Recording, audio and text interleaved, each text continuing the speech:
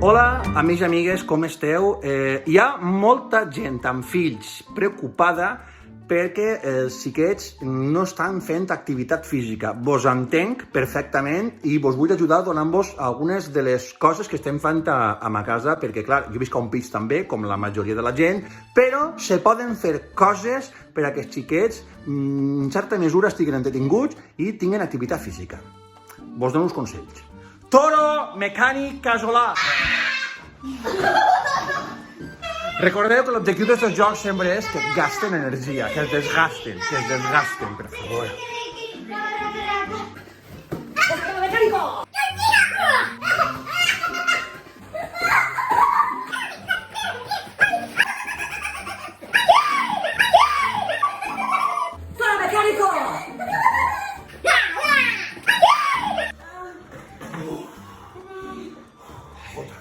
Per a la següent activitat lúdico-esportiva en xiquets, l'únic que necessitareu és, atenció, un poc de cordell i, per últim, la típica barra protectora esta que es fica en els llits xiquets per a que no se caigui de costat.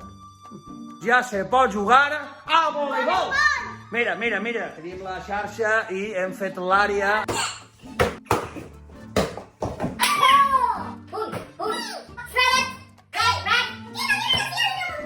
Una altra activitat que podeu fer amb els vostres fills és compartir un agradable dia de pesca. L'únic que necessiteu són unes canyes que es fabriquen de forma molt senzilla, amb un poc de cordell, les lames del somier i el clip de tota la vida. Ala!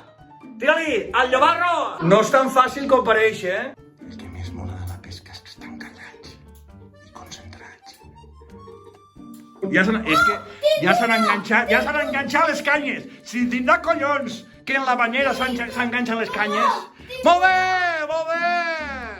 A veure, mira el pare, posa'm la foto en el peix. Molt entretinguda la pesca a la banyera, de veritat. Portem així un rato entretingudíssims. Mira, si voleu que doni més realisme és molt senzill. Només cal que apreteu això. És com el riu, eh? Ala, que venen tanques! Aquí el tens. Molta i, Víctor! Va, la foto en el peix. Mira el pare. Foto! L'important tornar-los a la banyera, eh? Ah! A l'asco que dona això. Per a que crien. Si venim demà, que n'hi hasquen més. Fantàstic. Papa! Ah, un altre! Ah, ja tenim el sopar arreglat! No, però si acabes de dir que donaven asco. Bé, amics, fins així este tutorial d'activitats lúdiques amb els xiquets. Ens veiem demà. Molta sort, eh? Em vaig a la cuina per una cervesa ara que estic allà entretinguts.